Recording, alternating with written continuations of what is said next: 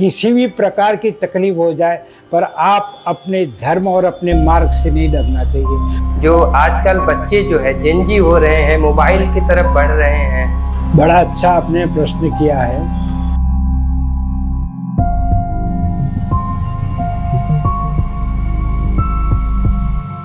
आज जो भले कितनी ही समस्याओं में घिरे हुए, पर उन्होंने कभी आज तक उस अपने आप को विचलित नहीं किया। संत आसाराम बापू निखालस है। आसाराम बापू हमारे भारतीय संस्कृति के उत्थान के और अच्छे मार्गदर्शक रहे।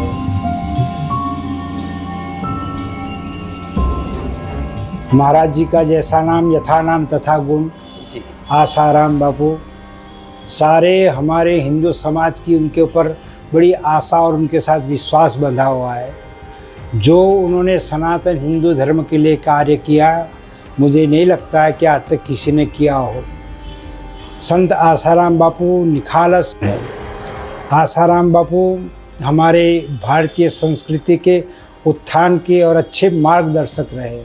उन्होंने गुजरात नहीं अपितु भारतवर्ष के छोटे से छोटे गांव में जाके जन जागरण का कार्य किया हुआ है। आसाराम बापू के विषय में जितना, वो हमारे इस समय के एक युग पुरुष रहे कि उन्होंने जो कार्य किया, मुझे नहीं लगता कि कोई ऐसा कार्य कर सकता है। चाहे वो उनका, हमने एक कथा सुनी थी, उन्होंने एक जगह कहा था कि कभी जेल में भी रहने का उनको मौका मिले। जी। ऐसा हमने कथा में उनके सुना था। जी। तो महापुरुष लोगों को पहले से ही कुछ उनका आभास होता है। सब चीज़ का निमित्त कोई भी बन सकता है, पर उन्होंने कहा भगवान कृष्ण जेल में रहे तो हमको भी रहना चाहिए। ऐसा उनकी कथा में हमने सुना था।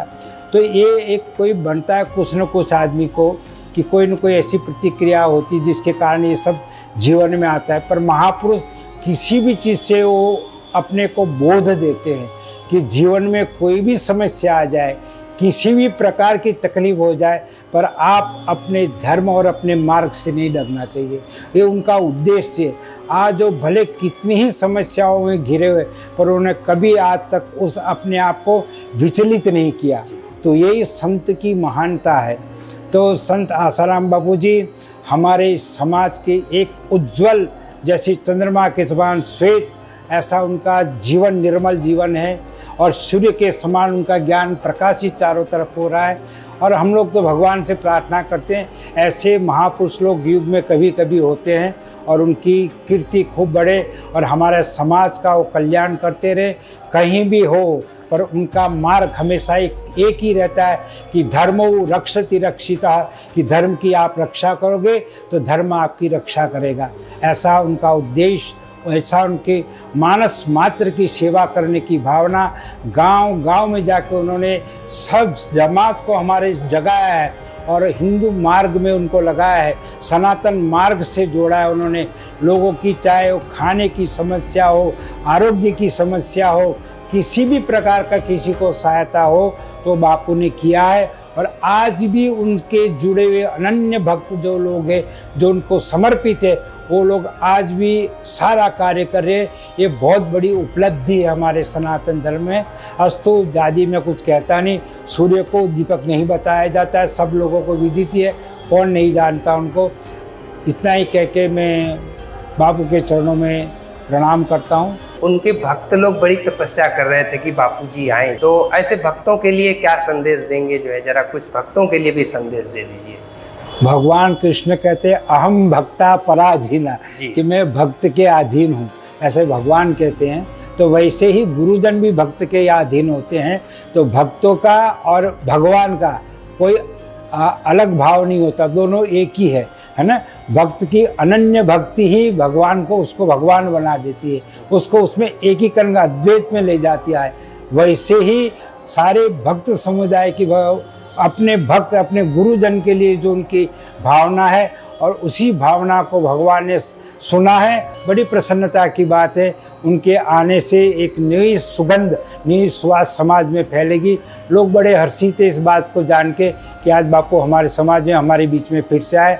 हम लोग भी प्रार्थना करते जल्दी से हमारे बापू फिर से पुनः हमारे बीच में उपस्थित हो। स्वामी जी, निवेदन करता हूँ कि ये गीता मंदिर कब से बना और क्या सेवाएं चल रही हैं और कितना है, इसके बारे में जरा हमको बता दें।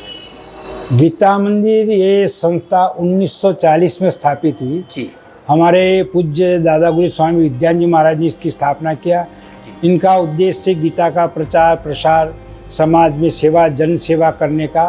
तो हमारी बहुत सारी संस्था भारत में है, लगभग 20-22 संस्था देश विदेशों में सब जगह है और सब जगह गीता का प्रचार होते हैं। हमारे स्कूल है जहाँ बच्चों को पढ़ाया जाता है, गीता उनको कंठस्थ किया जाता है। भक्तों को भगवान कृष्ण का कोई ऐसा उपदेश दे दीजिए जो आजकल बच्चे जो है जिंजी हो रहे हैं, मोबाइल की तरफ बढ़ रहे हैं और उनका जनरेशन जो भगवान कृष्ण ने अध्यात्म की ऊंचाई के लिए बोला था उधर से थोड़े दूर जा रहे हैं, तो उनको लिए क्या करना चाहिए कि अपना समय निकाल करके आध्यात्मिकता की तरफ जो है बढ़े, वो जरा सा बता दीजिए। बड़ा अच्छा आपने प्रश्न किया है, क्योंकि समाज में जैसे समुद्र की लहर होती है कि एक लहर ऊपर जाती है तो पीछे खड्डा होता है, उसके गड्ढा पड़ता है, फिर वही गड्ढा फिर से भरता है। तो ये संसार का नियम है, अप डाउन होता रहता है। परंतु फिर भी ये काफ़ी कार्य अभी हो रहा है संतों के माध्यम से, हमारी अभी वर्तमान जो गवर्नमेंट है उसके माध्यम से बड़े अच्छे कार्य हो रहे। गीता को कैसे बढ़ाया जाए, समाज में कैसे पहुंचाया जाए, और उसका बड़ा अच्छा परिणाम है। आज सोशल नेटवर्क में भी आप देखो तो कितने लोग गीता पढ़ाते, संस्कृत पढ़ाते, ये बड़ा अच्छा भी हो रहा है। जैसे सोशल मीडिया एक अच्छा कार्य करता है तो कुछ खराबियाँ भी होती, बुराइयाँ भी होती है ना। सिक्के के दोनों पहलू होते हैं, एक तरफ चित्त और एक तरफ पट कहते हैं। उसी तरह ये समाज का है, समाज में अच्छे भी होते हैं, बुरे भी होते हैं। परंतु हम जो लोग उस गलत मार्ग में जा रहे उसको समाज की तरफ, उस संस्कार की तरफ मोड़ने का प्रयास संत लोग सभी लोग कर रहे हैं और वर्तमान गवर्नमेंट भी इस कार्य में लगी हुई है। तो ज़रूर सफलता मिलेगी। बच्चों को, हमारे जो नवजीवन के बच्चे हैं उनको सब समझना चाहिए, सोशल मीडिया से सारे सार को गही लेत और थोथा दे तो उड़ाए। अच्छी सोशल मीडिया से अच्छी बातों को रखना चाहिए। जैसे सूप का काम है कि अच्छी चीज़ को साथ पास रखता है और कचरे को उड़ा देता है, वैसे सोशल मीडिया अच्छा भी है और ख़राब भी है। तो हम लोगों को जो उसमें अच्छी चीज़ें हैं उसको ग्रहण करना चाहिए बच्चों को, और जो ख़राब चीज़ें उनको नेगलेक्ट करना चाहिए, उसकी तरफ ध्यान नहीं देना चाहिए। और अपने आप को अच्छा बनाने की, क्योंकि जीवन बड़े भाग्य से मिलता है, बड़े भाग्य मानुष तन पावा, बड़े भाग्य से अच्छा मनुष्य जीवन मिलता है।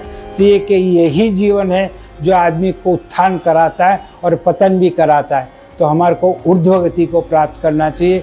बच्चों से हमारी प्रार्थना है, नवयुवकों से प्रार्थना है कि वो अपने आप को उस मार्ग में लगाए, क्योंकि मनुष्य के अंदर निर्णय शक्ति है, बुद्धि शक्ति है। वो जान सकता है कि क्या खराब है और क्या अच्छा है और क्या बुरा है, दोनों समझ सकते हैं बच्चे लोग। तो उन लोगों को समझना चाहिए, अपने जीवन को बेहतर बनाना चाहिए।